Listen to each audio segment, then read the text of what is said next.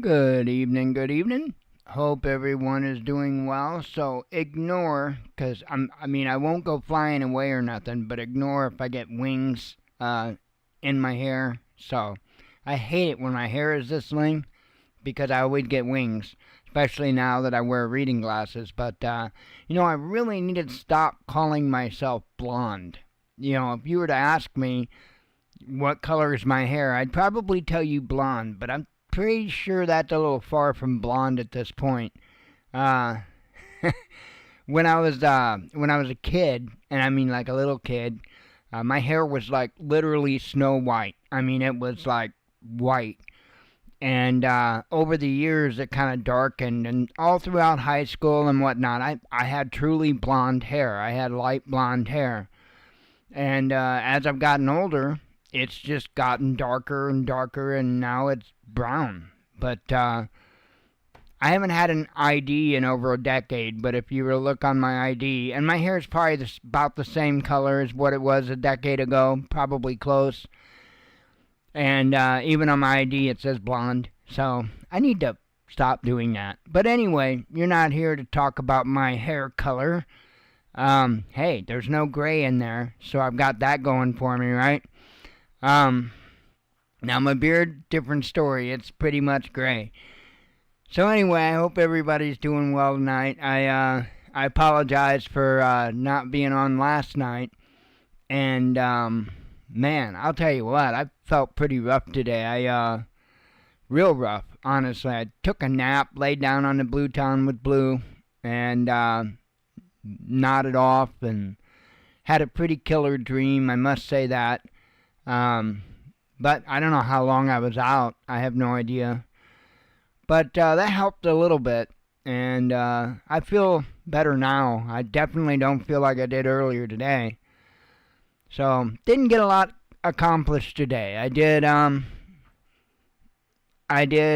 clean up my BC Blades dinner skinner here because it was starting to get patinaed pretty bad. So, I tried to stay on top of that. So I got it cleaned up. You can see the shininess in the light, but I got it cleaned up, resharpened, back like a razor again, and I'm probably going to be running, maybe even tomorrow, through the rest of my knives to get those cleaned up, make sure they're in tip-top sharp shape. And then the idea is probably over the course of the next couple of days, may even be tomorrow, not sure. I want to do a cutting tool video over there for Militant, Geek, Preparedness. And tomorrow I'm going to be doing the communications video. So, trying to get all the staples done as far as video content is concerned for over there. And, other than that, I didn't get much accomplished today. Hopefully tomorrow I get a whole lot more accomplished. And I guess it depends on how well I sleep and if whatever the yuck was that I had earlier today and late yesterday, long as it doesn't come back, I should be good to go. So, man, I told you, by the way, that, yeah, it's an I told you so moment. Remember the day before, I should say the night before yesterday, I had told you that Pete Hegseth was lying? I was right. I think, of course it's in the news cycles. I'm not going to make a big point of it because I think it's absolutely stupid. This whole thing with this leak, it's nonsense. It really is. They're making a mountain out of a molehill to begin with. And, it is what it is. People make mistakes. And I know there's, talk going around about how it wasn't a mistake, that this was something that was done intentionally. I don't know. I mean, it's possible. I don't know. It was kind of humorous, though, today to watch some of the alternative news that was on the it's fake news, bandwagon. Walk back. Tim Pool, big one, walking back his statements today. I found that humorous, and that's why I told you the night before last that I was gonna sit back and I was just gonna watch things for a little bit and see what shook out of it, because I've done this for a little bit, and I know that a lot of times the first story we get's not necessarily what turns out to be. In fact, I've got an example today. There were 4 individuals in, let's see, what was that country again? Lithuania, near Belarus, the border of Belarus. 4 American soldiers that, unless it's been updated again, they're missing. They were in a vehicle that apparently was found in some water, and what was it? The vehicle that they were in, I know the article says, Hercules, M88 Hercules, armored recovery vehicle. They found it submerged in water, but at least to this point, they haven't said anything about, the soldiers themselves, if they found them. So, last I knew, they're missing. But the initial report that came out said that they were deceased. So, you have to be careful with the initial reports that come out, and that's why sometimes I kind of sit back, I wait, and I find out if there's more information to be had. Usually there always is, and I won't jump on a bandwagon. I won't do it. Been doing this for too long. So, man, other than that, I'm trying to think if there's anything. I don't have a whole lot of headlines tonight. Going to be a pretty easy night, I believe. Unlike the, it's been pretty hectic doing the news here lately, because there is quite a bit going on. And there's a lot more that I could have put up to talk about tonight, but I am getting so tired of talking about Russia. So, and it's really, in the big scheme of things, it's not really getting anywhere at this point. I mean, I know that Russia has been trying to do what they can to abide by that ceasefire deal as far as the energy infrastructure and energy facilities and civilian infrastructure is concerned. Russia claims that they're trying to respect that and that they're respecting that, although Ukraine is not. And from the news reports I see, that would be correct. But, there's really nothing truly going on there. I think there's a lot of talking behind closed doors, and when they're ready to let us know, they'll let us know. So, unfortunately, there's a whole lot of other nations that keep feeding into Zelensky and keeping him geared for war, and I don't know. I think it's foolish, but to come on and just read article after article after article that really, in the big picture of things, is nothing. It goes nowhere until some actual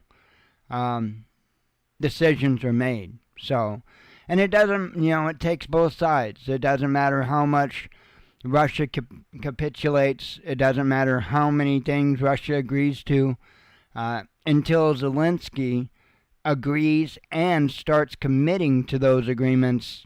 It doesn't mean anything. So that's just kind of the way it goes. Other than that, off the top, I would advise people to keep putting back stuff. Keep putting back stuff. Man, we're kind of in a lot of different shaky positions. We are, and I don't say that to instill fear. In fact, just the opposite. Never fear, but be smart enough to be ready. Because I'll tell you what, my biggest concern right now with everything going on, honestly, is the economy. That is what concerns me the most. I mean, to me, that's a disaster in the making. And it's not Trump's fault. I don't think there's much Trump could do about it. I mean, I think he's doing everything that he can do. Whether or not there's enough time and enough of our financial system left to be able to bring that back, that's yet to be determined. But I think he's making a lot of good moves. I think he's doing a lot of right things. Sounds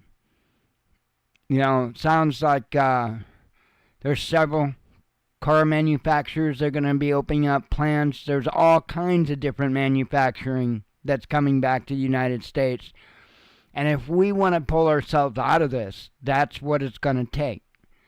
So, and I applaud his tariffs. Like I've said before, I think I was high school, possibly junior high, when I first started screaming tariff, tariff, tariff, because that made sense to me. I watched as the companies that were here locally took off and opened up shop down in Mexico. I watched that happen. So it didn't affect me because I wasn't in those fields, and the longest I ever worked at a job, and I've had several that I worked this long, about 3.5 years would be about as long as I would last at a place. That would be maximum. And it wouldn't be because I couldn't do the work. It wouldn't be because I couldn't get along with, the other employees or the boss. It was because I got bored and I wanted to learn something else.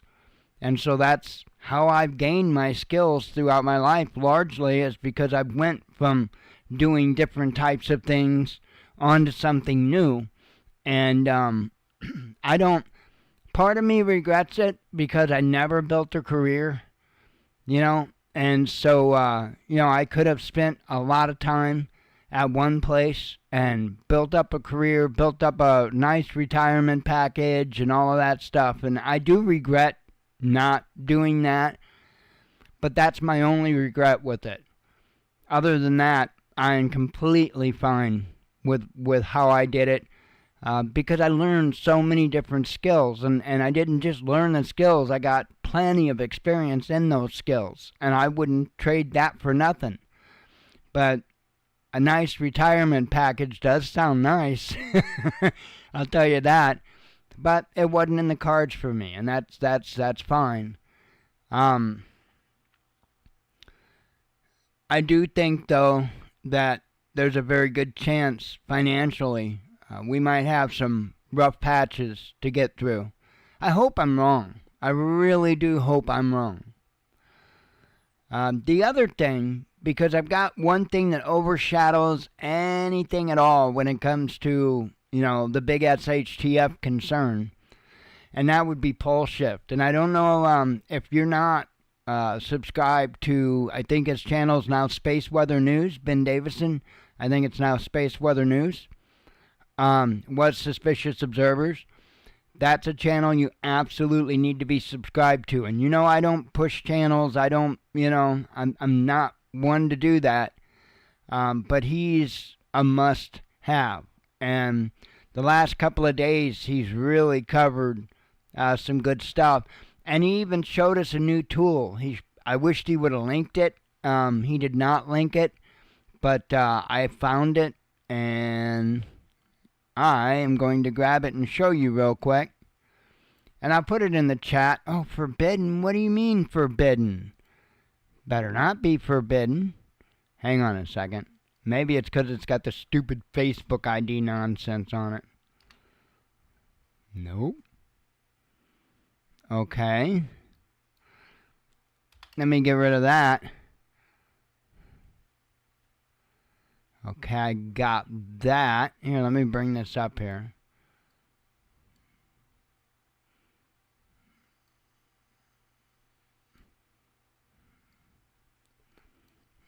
I'm looking for it. Oh, I don't have it. Hang on. There you go. So I'm at the National Centers for Environmental Information. That's NCEI. Let me do that phonetically. November Charlie Echo India dot November Oscar Alpha Alpha Alpha, that was two alphas, .gov. So ncei.noaa.gov. And that'll bring you to the regular site. And then I am on, hang on. I hope they didn't take that away. That'd really suck if they took that away. Really, really suck. Think it's maybe this? No. Hang on.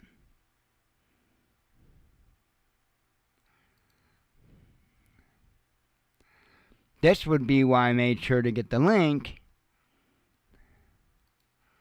I hope they didn't take that away from us, because that would suck. Hang on, I'm looking.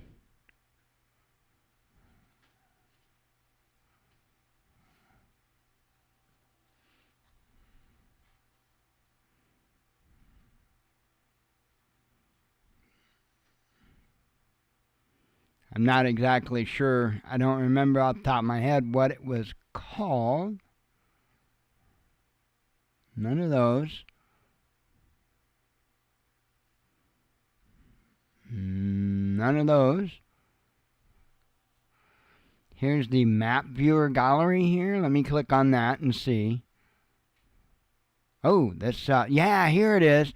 The Historical Magnetic Declination Viewer. That's the name of it. And it says forbidden. We're not allowed there. Imagine that. We're not allowed there. Well, that sucks. They took that away from us. Well, anyway, unfortunately, we don't have that right now. But it would allow you to look at the progression of the polls over the years, all the way from 1590 to 2025. And you could see just how far the North Pole had moved. And hopefully they bring that tool back and let us use it again. I wonder if they forebode us because of Ben. You know, Ben gets a lot of traffic, and I wouldn't be completely shocked if it's one of those things that they want us. I mean, they want us to overlook, you know,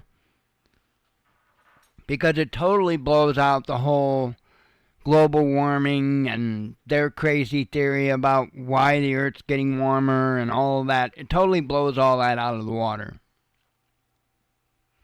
And you know, there's individuals that can't be having that. So anyway, have a sip of coffee here. We'll do some headlines. Might be an early night. I've got 6 articles up. I think it's been a little while since we've had an early night.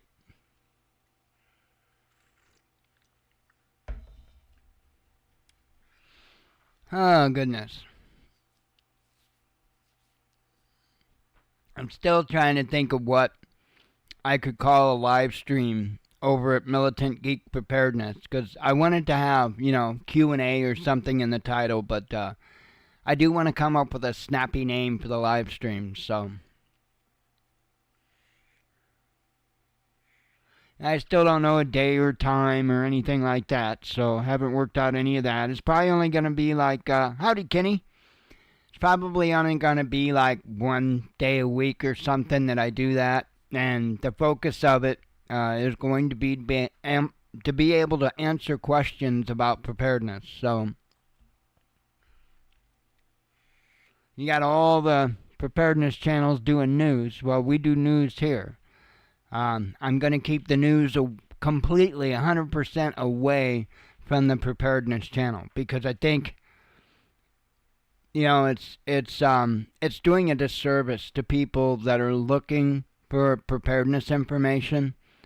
You know, Bear, he's still got his playlists and stuff, which are great if people know to look for them. You know, and that's just the thing. if that was pushed and advertised as much as other things, there'd be more people that would be aware of that to go look for it and to click on it. So I want a preparedness channel that's just preparedness. No news, no nothing else, and not do everything I can to put out a video every single day, and that's not the intent of it. I want people to be able to easily navigate and find the information they're looking for. So anywho,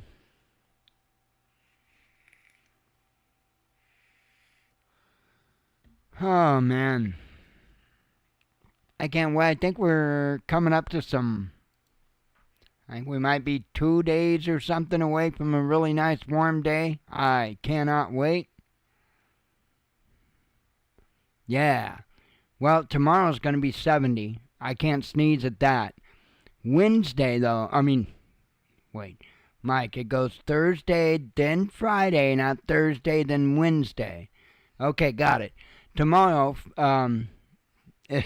tomorrow's supposed to be 70. And then, Friday is going to be 80, and I am loving that. Loving that. In fact, I might have to go out there and see if I've got enough gas left over from last year in the gas can and get this ugly-ass lawn mowed.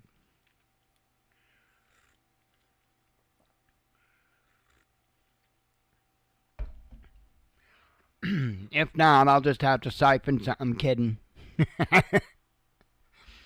Those days are long over for me. I've never siphoned gas out of somebody else's vehicle that they didn't know about it, though.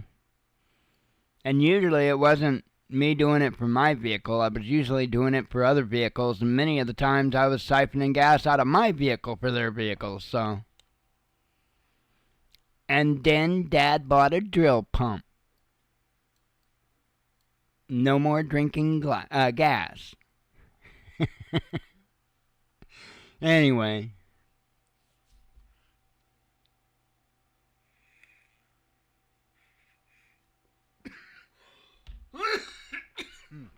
Yeah, that didn't go right. Okay, let's do some news. Because I think that's what we do here. So, I keep seeing these, and I always kind of have to look at it sideways because it's like 72 hours. But EU is urging all of their citizens to prepare for war with survival kits, including food and water to survive 72 hours amid fears of World War III. Are they thinking that World War III is only going to last 72 hours or something? Because, I never understood this. A big part of the Militant, Geek, Preparedness channel is to try to serve people here locally. And my intent is to try to get anybody that'll listen here locally to put back 6 months worth of food. And, because anything shy of that,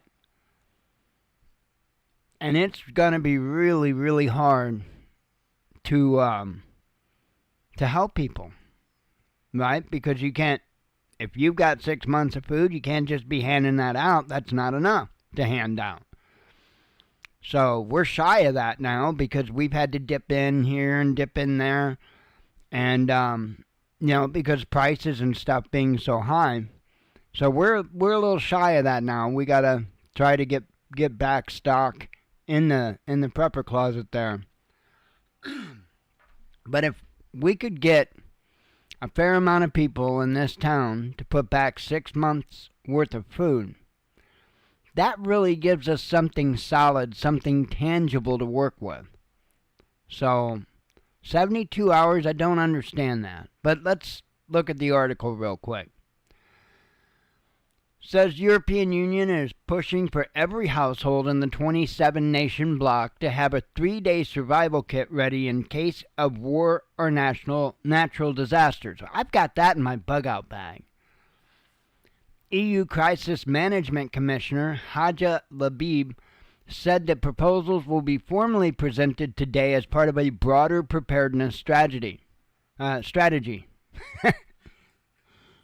Mixing up the words tragedy and strategy. That doesn't work. Brussels is hoping to ensure every citizen is equipped for 72 hours of self-sufficiency amid the growing threat of continental conflict breaking out. Now, I would say pretty much most people would have 72 hours worth of food. I mean, come on. Unless you literally buy the food you eat daily, I'm pretty sure most people's going to be able to cover that. EU citizens will be told to stock up on a dozen key items, including matches, ID documents in a waterproof pouch, although they said punch. I'm pretty sure they meant pouch, bottled water, energy bars, and a flashlight as part of their resilience kit. Sounds like a real winner of a kit there. I don't have the documents, and I don't actually have bottled water, but I've got plenty to be able to filter the water and stuff like that. Energy bars, I've got energy like drink mix in there, not bars, but like a drink mix. And then my bug-out bag, I've got three packages, vacuum sealed packages. I've made them myself. That's got oatmeal, and then there's a little packet of sugar and cinnamon in there. I got 3 of those in there, and then 3 Mountain House meals. So I've got 3 days of breakfast and dinner just right in my backpack and my bug-out bag. So it's not a lot. Let's see. And flashlight. I actually keep my main flashlight, I actually keep it in the bedroom unless I need it. But I've got other lights hanging over there on the door. I've got a headlamp. I think it's over there. Yep, it's over there. I use it all the time. And then on my desk, I've got this little thingy here. So, always got one handy. I need another small one to carry on me for EDC, a little AA or a AAA light. What do you mean, Kenny? The wise grind? Not quite sure what you mean there. Goes on to say European leaders have said the invasion of Ukraine could soon break out into a global war. Oh, TP. As in, now, are you saying TP as in toilet paper or an actual TP for cover? Because we've got, as far as we're concerned, we've got a big tent, a nice tent in there, and then show name. Oh, okay. I get it now. Right on. I'm just slow.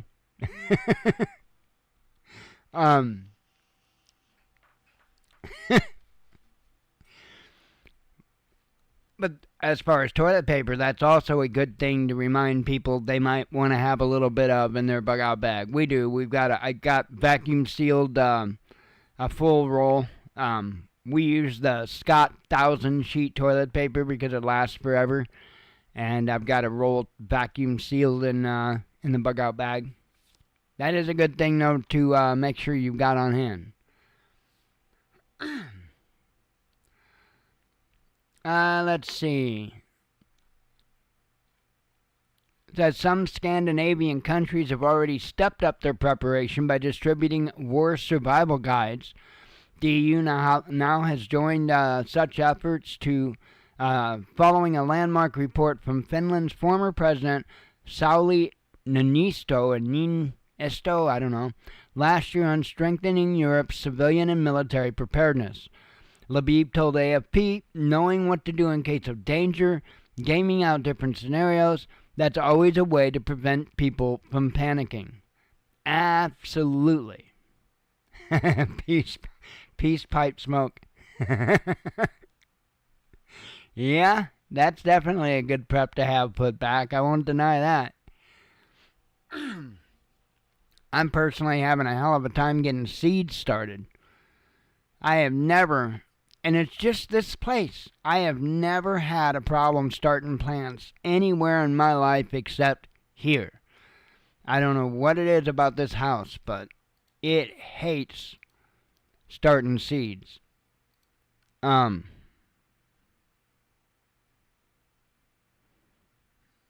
Hang on. Oh, okay. Sorry. Somebody posted in our local group. I just had to check it out. But, yeah, I mean, I don't know why they tell their citizens to only have 72 hours worth of stuff. I think that's a mistake, but that is what it is. Let me have a sip of coffee.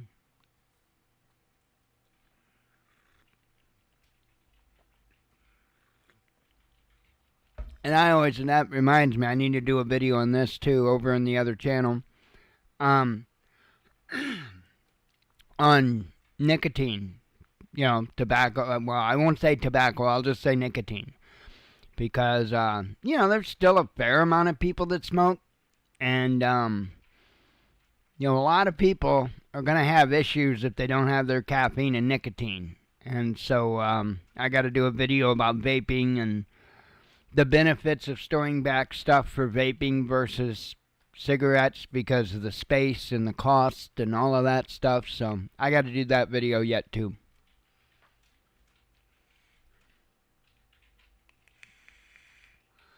Let's see. All right, next up. I talked a little bit about it earlier. NATO chief triggers confusion over dead U.S. troops. It says 4 U.S. Army soldiers mysteriously disappeared during a training exercise in Lithuania near the Belarus border on Tuesday. The U.S. military is yet to confirm their fate after NATO Secretary General Mark Rutte triggered confusion by expressing condolences to their families. The soldiers from the 1st Brigade, 3rd Infantry Division based at Fort Stewart, Georgia, were conducting a scheduled tactical training at the General Silvstros Zakaskas, training ground in Lithuania's Preparedness when they went missing, prompting a large-scale search and rescue operation. The M88 Hercules armored recovery vehicle the 4 missing U.S. soldiers were operating during a training exercise has been located in Lithuania, U.S. Army Europe and Africa said in its latest update on Wednesday. The armored vehicle was discovered submerged in a body of water in a training area, but search efforts for the soldiers continue, the U.S. military added. The Lithuanian Armed Forces also stated that at present there is no evidence or information confirming the death of the troops. It says earlier on Wednesday, the NATO chief appeared to confirm the U.S. servicemen were dead, saying, "This is really terrible news and our thoughts are with the families and loved ones." However, NATO spokesperson Alison Hart later clarified that Rutte was merely referring to emerging news reports and was not confirming the fate of the missing. So it says, "We regret any confusion about remarks Rutte delivered on this today," she added. So we'll see. Hopefully they're okay. I don't know if there's any more information that's came out on this yet. I would think that if they were still in the vehicle, that they would know their fate, and that would have been said. But all we can do is ask the Father that they be okay and wait and see what's found out. So my hope is they got out and they're roaming around somewhere in the woods or something and trying to find where they need to go.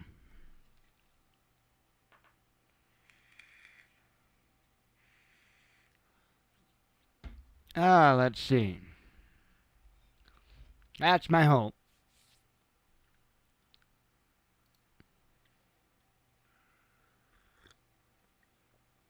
Oh, man. So I mentioned earlier, one of my bigger concerns is the economy, and I've got an article on that.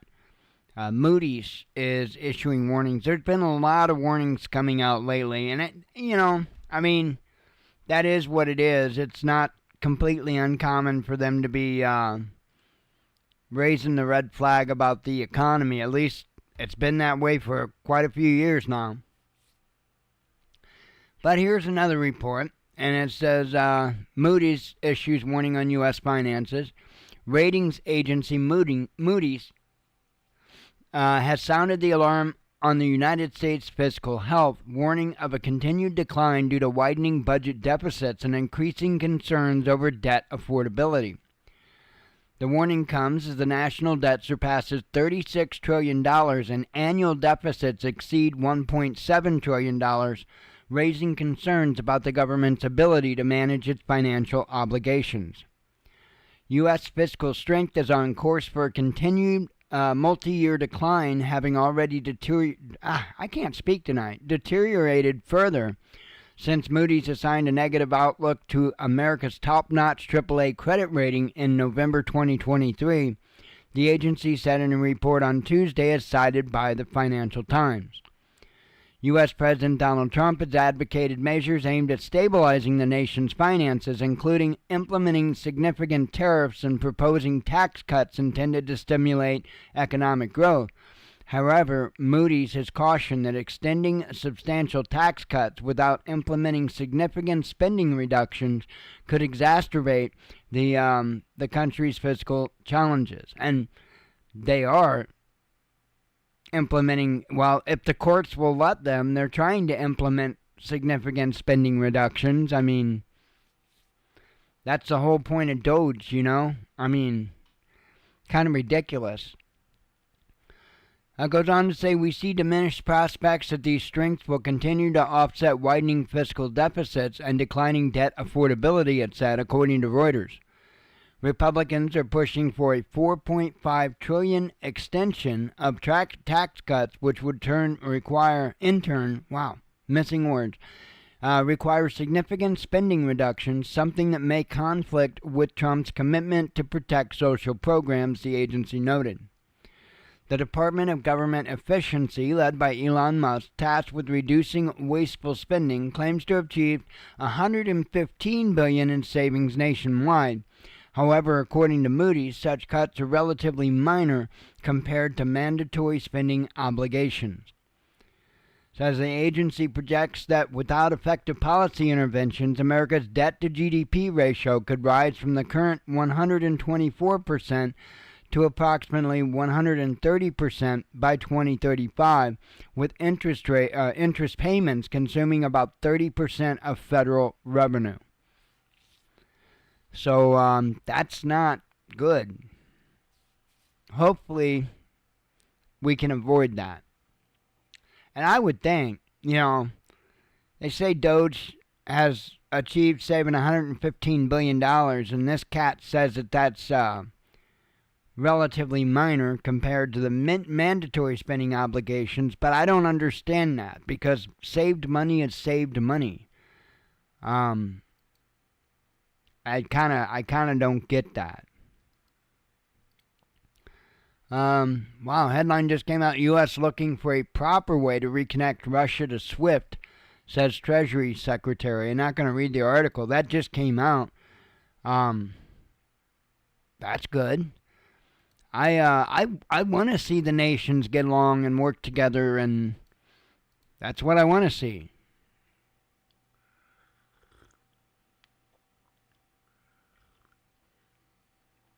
Whether it's we the people or the nations of the planet, I know it sounds cliche, but we are stronger if we work together.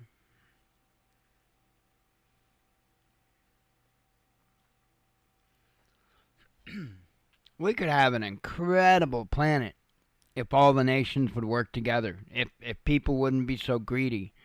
We could have one hell of an incredible world. But I know. Smoke some more weed and listen to some more John Lennon, I guess, right?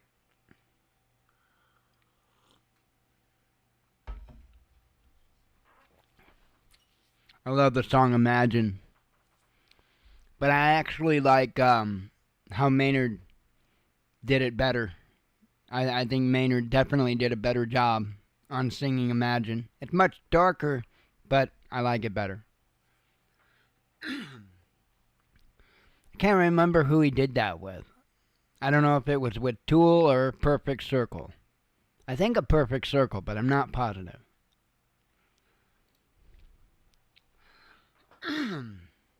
Oh, I didn't do that one yet. You'd think this next headline would be a little bit of a wake-up call.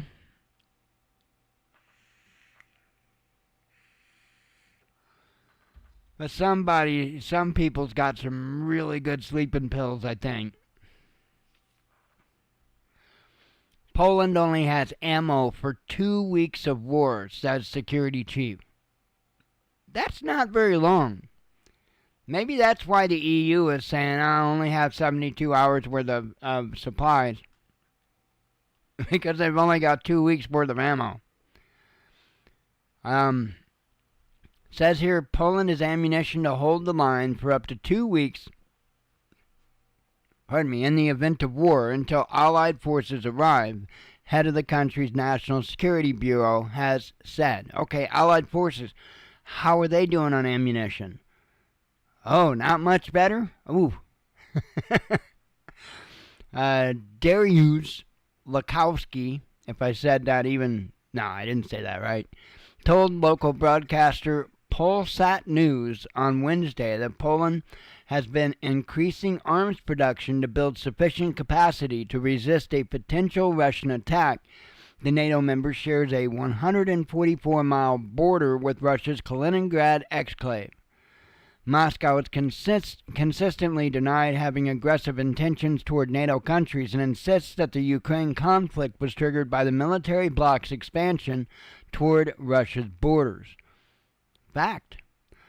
And I don't think he does. I don't think Putin's got a single bit of an interest in trying to go into any other countries.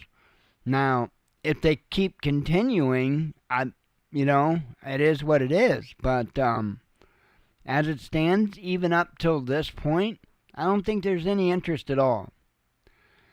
Goes on to say, asked whether Poland's reserves might only last for 5 days of war, Lakowski said that it was possible in many areas and types of ammunition, though not across all categories of munitions.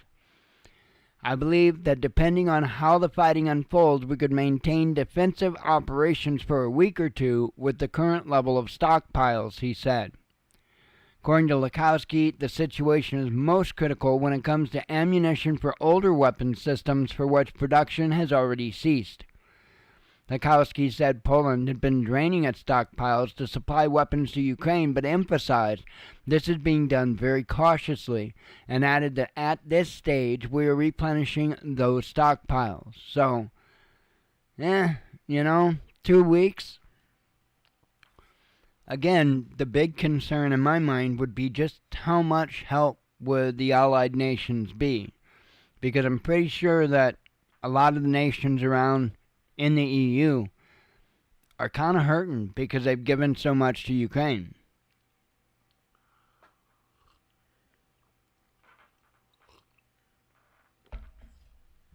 And I'm telling you now, if Trump's at the helm, if the EU, or anybody else for that matter, pokes the bear enough that they wind up in a war with the bear, I don't think the United States is going to get involved. I really don't. I think that's obvious. I don't think that's a shocker by any means. Trump's pretty clear. He doesn't want war. He's pretty clear. He wants to end the hostilities.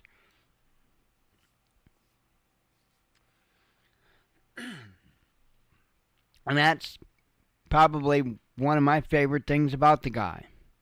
He wants peace.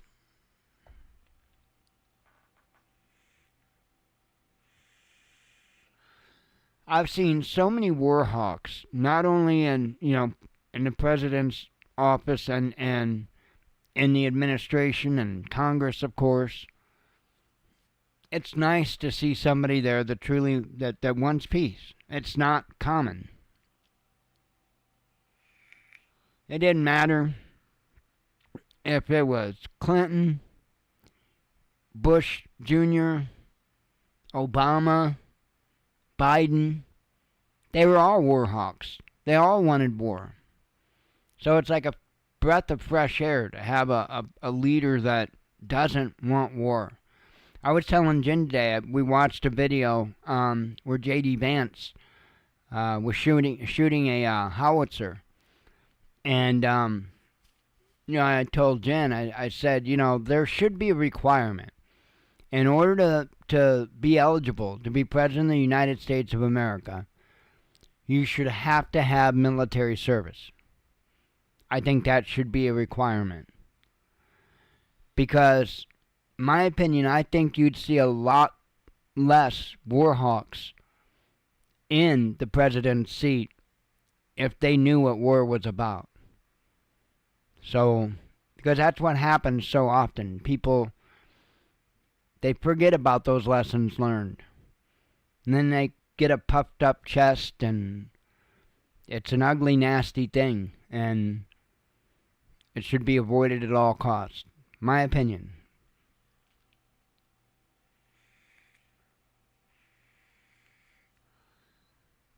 Let's see.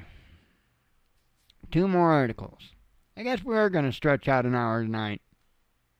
That's all right. Ukraine still targeting Russian energy infrastructure, says Ministry of Defense. Says Ukraine continues to target Russian energy infrastructure despite claims by Vladimir Zelensky that he accepts an agreement between Moscow and Washington to halt such attacks, the Russian Defense Ministry has stated. Ukrainian military has made at least 3 attempts to strike Russian energy facilities over the past 24 hours, the ministry said in a statement on Wednesday. Overnight, 2 Ukrainian drones were shot down by air defenses off the Tarkhan Peninsula in Russia's Crimea, the statement read. The UAVs were targeting the Glebovskoye underground gas storage facility, it added. I was probably way off on that. Also on Wednesday, consumers in a district of the Kursk region were left without electricity after a high-voltage power line was disconnected as a result of a drone attack on an energy facility, according to the ministry. Another UAV strike on Russian energy infrastructure in Kursk region on Tuesday led to disruptions of electrical supply that affected around 4,000 people, it added. Ministry stressed that the attacks are happening despite a public statement by Zelensky about accepting the Russian-American agreements reached in Riyadh on March 24 to stop the attacks on civilian energy facilities. By continuing to deliver damage to Russia's civilian energy infrastructure, the Kiev regime is in fact doing everything to disrupt the Russian-American agreements on implementing step-by-step measures to resolve the Ukrainian conflict, the statement read. The suspension of strikes on energy infrastructure by Moscow and Kiev was agreed following a phone call last week between Russian President Vladimir Putin and his U.S. counterpart Donald Trump. Hang on.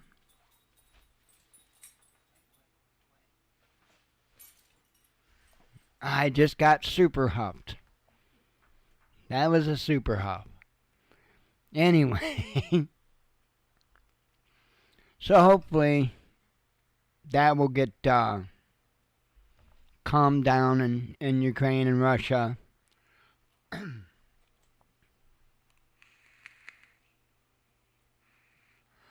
It would be nice.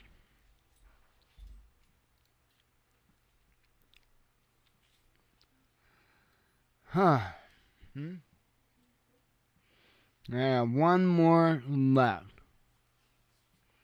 And this one, all I can do is shake my head.